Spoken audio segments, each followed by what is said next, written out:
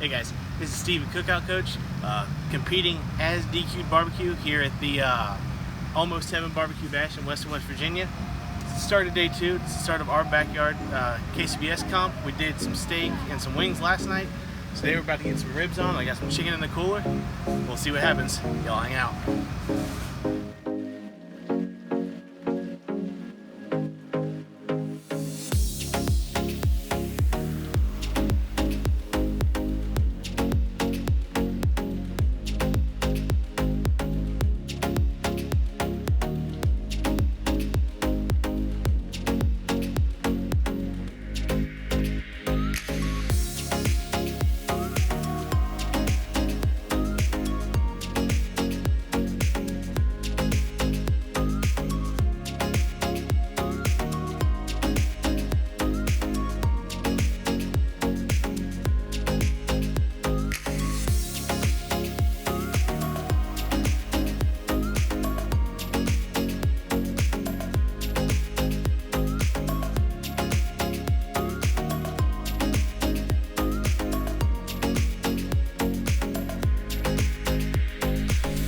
This weekend I got to compete in my first ever KCBS backyard barbecue competition at the West Virginia State Championship at the Almost Heaven Barbecue Bash.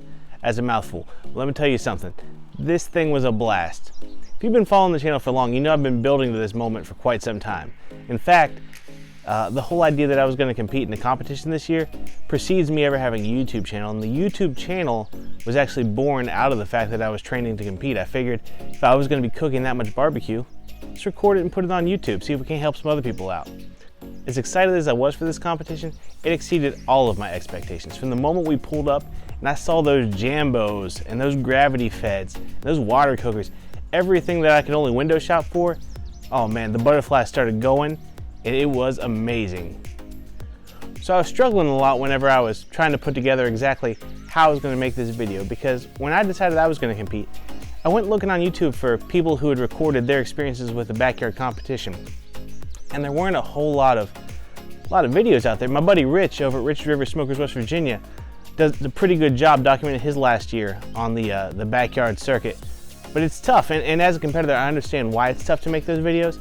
So as I was thinking about this one, I thought, you know, what did I want to know that I didn't get the answers to? So I want to try to give you the things that I had questions about that I didn't get a great answer for, and also want to encourage you, if you have any questions about how my experience was, what I had to do to deal with certain rules, please ask me down in the comments. I'm more than happy to share with you how I do it, because other than that, my only view into the competition barbecue world are the big guys, the Myron Mixons, the Big Mo Kassans, Cosmo's Shiggin Tour that he does videos for.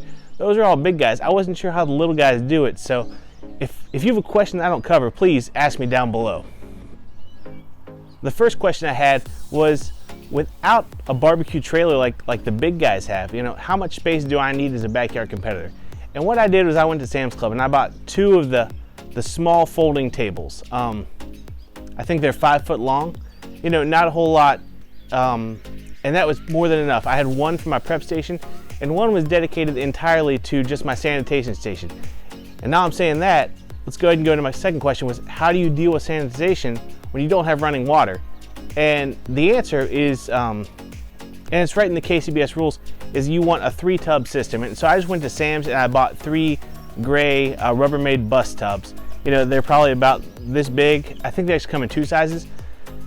I just sat it on my table, and when it came time to wash dishes, one tub, you know, I had some water in it. I added some soap, brought a wash rag, you know, I'd wash it in there. The next tub, I'd bring my dishes over to the next tub, and I just have my jug of water and I would just rinse right over top of it, making sure I got all the suds off. And then in the last tub was for your sanitize, and in that they even say right in the KCBS, you know, 1 gallon of water to 1 cap full of bleach. So I had that pre-mixed up, and after I'd rinsed the suds off, I just went ahead and had that in a jug as well, and dumped that right over top of the dishes and set them out to air dry so that sanitization process could occur. And that's really all there was to it. And that's one of the things that I'd really sort of built up in my head as something that was going to be difficult, but really, you know, it's not that hard. It's barbecue. You know, it's supposed to be laid back, and I kept telling myself that, and I just let it be what it was, and it was great. The next thing I was worried about was, you know, getting all my meat trimmed up. And the simple answer to that is, especially if you're KCBS, read your competition's rules for whatever body you're competing in. But in KCBS, you trim the meat at home. I'm slow. I've told you guys before on the channel, I'm not that great with knife work. I had a long day at work this week. I came home at 10 o'clock and I trimmed chicken.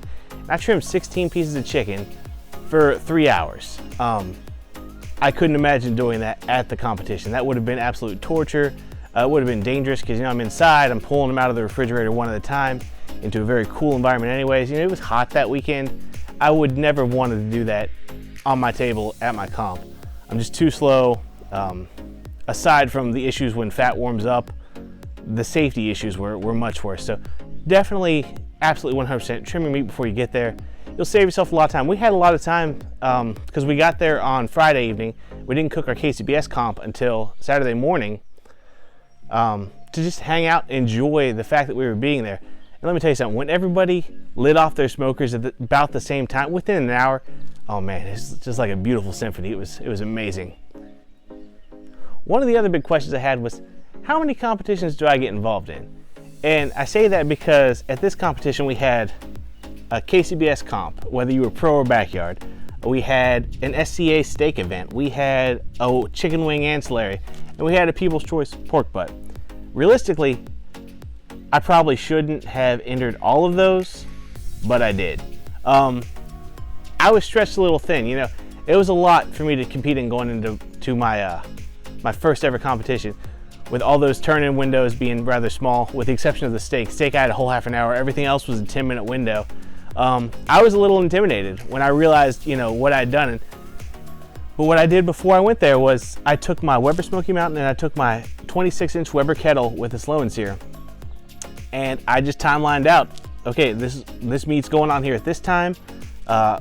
This meat will go on this time, and essentially I lit my pits off Friday afternoon, and I just never put them out because there was always something rotating onto them, so it was just never worth it. But definitely organized. If you're going to enter that many ancillary contests and SCA events and KCBS all at the same time, first of all, I really don't recommend that for your first one. That was a little stressful. We got through it, but it was a little stressful. But if you're going to do it, timeline it out.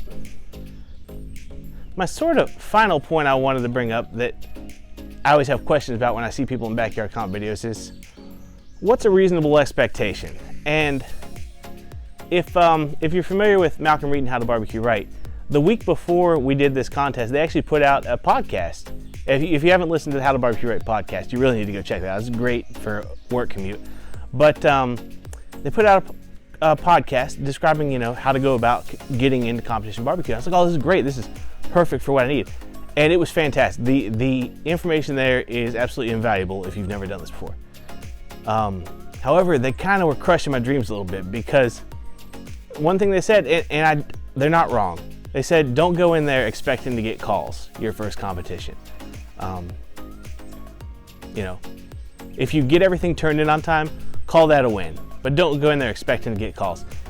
And I understand why they said that, but that's not the mentality I'm training with at all.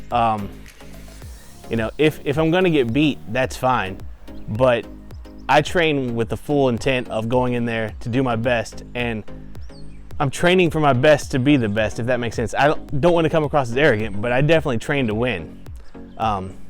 It's a fun competition, it's great, but at the end of the day, we compete to see who's the best. And I absolutely want to be the best if I'm going to go out there and throw my hat in the ring. So manage your expectations. What should your expectation be? If you want to go after number one, if you want to get that, it's not a grand champion in backyard, but if you want to be number one, go out there and practice for it. You don't just say you want to be number one and then show up on the day without ever cooking anything before.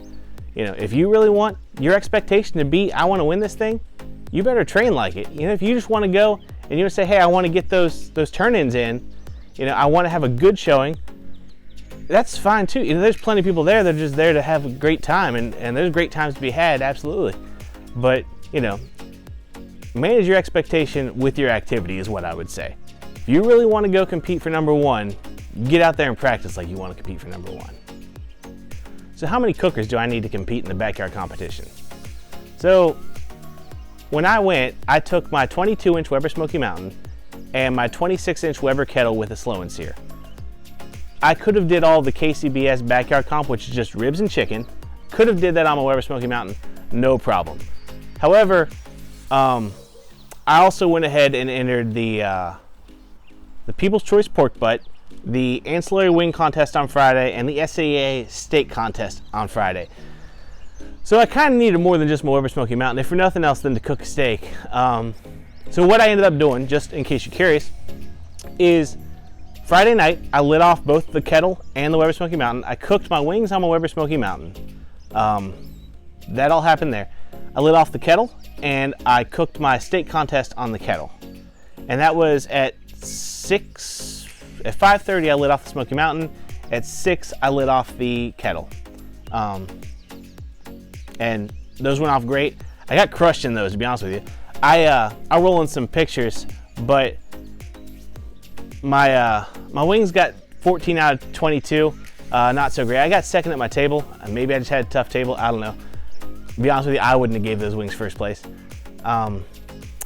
Now, my steak, I was a little intrigued about. I wanted to see, I threw out a question in the Slow and Sear Owners and Fans group on Facebook, if anybody ever ran a Slow and Sear steak in an SCA contest, and nobody answered, said they had. So I wanted to see what would happen if I did.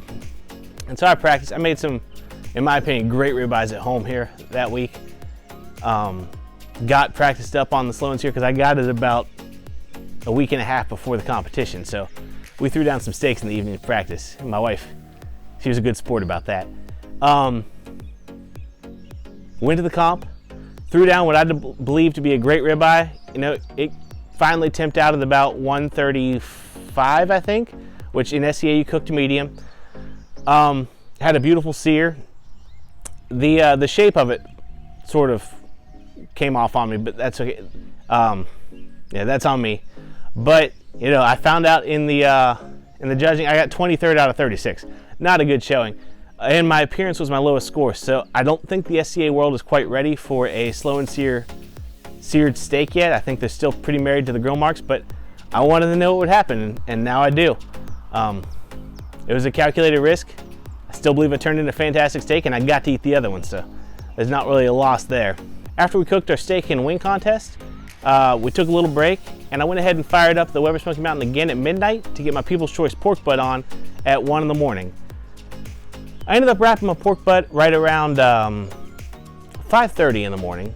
Wrapped it up with the full intent. I got to get my ribs on my Weber Smoky Mountain at 8 o'clock.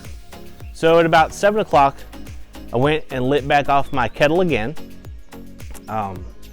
Once it got up and rolling, I went ahead and transferred my pork butt from my Weber Smoky Mountain that's already wrapped to my Weber kettle to go ahead and finish it out to that. I think I finished it right around 206 internal temperature.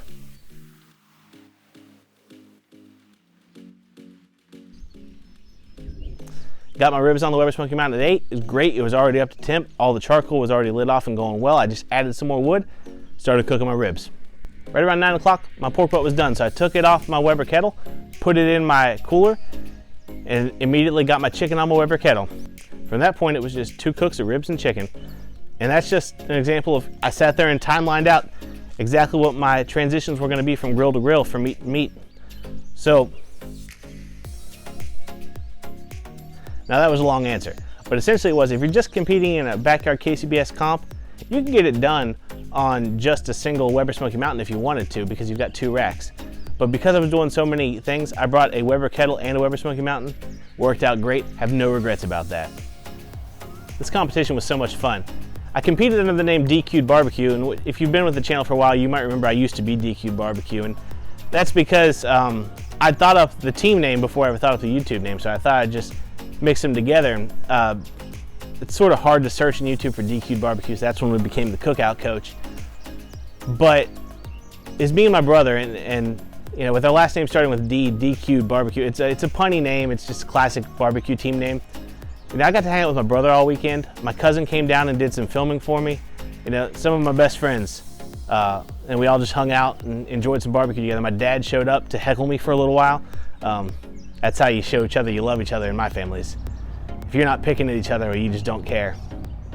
It's a fantastic time. It was just like a cookout at home, except for I was surrounded by 70 other people having a cook out with their family and friends. It was amazing. And on top of that, I got to meet up with my friend Rich from Rich's River Smokers, West Virginia. I'm rolling a photo right now.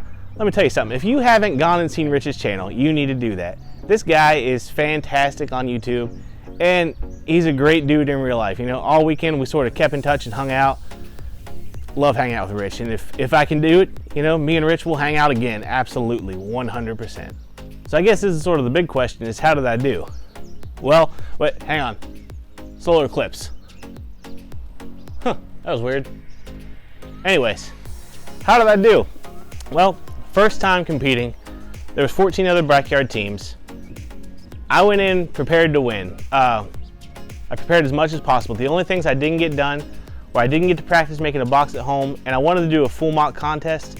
Unfortunately, with work the previous week, I didn't get a chance to do that, but I knew how long it took me to cook things by themselves, so I made my best educated guess. I really wish I would have got that mock contest in though. That being said, this is how we did.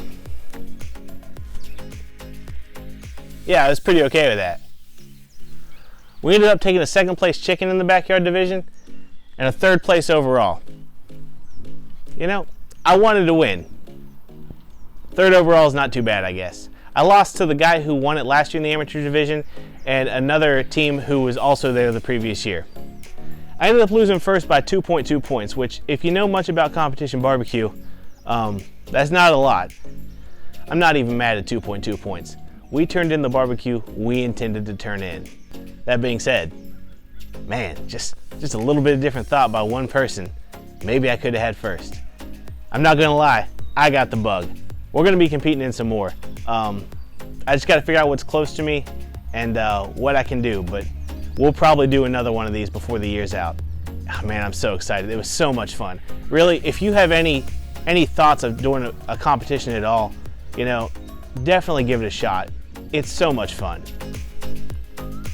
So I guess this is the video. If you have any questions, please feel free to hit me up on Facebook, Instagram, YouTube, Twitter. Comments down below. I will absolutely answer you because I know I had a hard time finding information about backyard contests. If you have any questions, let me know. If I can help in any way, I will. But yeah, till next time, y'all take it easy.